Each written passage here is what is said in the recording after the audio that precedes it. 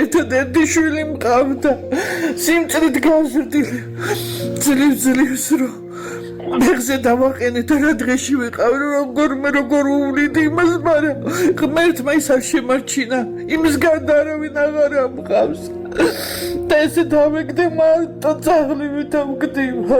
ერთადერთი შვილის მკურნალობისთვის გმირმა დედამ სახლი გაყიდა და საფრანგეთში გაგზავნა. 34 წლის ლერი სრულიად განიკურნა ვერაგი დაავადებისგან და მშობლიურ საგარეჯოს დაუბრუნდა. თუმცა ნათქვამია, ბედის წერას ვერსად გაექცევიო. ვინ წარმოიდგენდა, რომ მუხტარი ცხოვრება დედის ისტორიას შვილზე გაამეორებდა. გამოჯანმრთელებულ ბიძს მანქანა დაეჯახა და სიცოცხლეს გამოასალმა. მას შემდეგ საბრალო დედა ცოცხალი მკვდარია. ქალი უსახლკაროდ დარჩა და მიტოვებული შენობის ოთახში ცხოვრობს. კედლები ნახევრად ჩამონგრეულია. ფანჯრები ჩამტროეული. პირველი ჯგუფის ინვალიდ ქალს სარეცხი მანქანაც არ აქვს და ხომ წარმოგიდგენიათ, როგორ წვალობს ხელით რეცხვისას. აქ არც ტელევიზორია, არც მაცივარი, წყლის გამასხერებელიც კი არ აქვს. ნანა ამ სამყაროში სრულიად მარტო დარჩა. მისი მეუღლე 2008 წლის აგვისტოს ომში რუსების ბომბს ემსხვერპლა თავისავე სახლის ეზოში.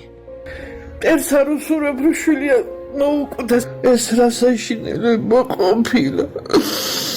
ღმერთო, ნეტა მოუკვდე და დავისვენო და არავის არ დავაწვე, ზედმეტ ბარგად.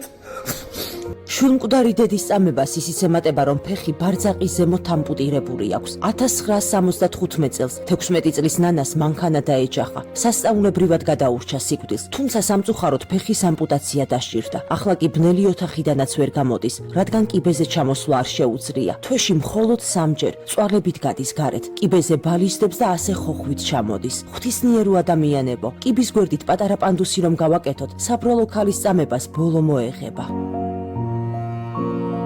გადარიცხეთ ნებისმიერი თანხა ჩერნოვეცკის ფონდის ოფიციალური საიტის მეშვეობით.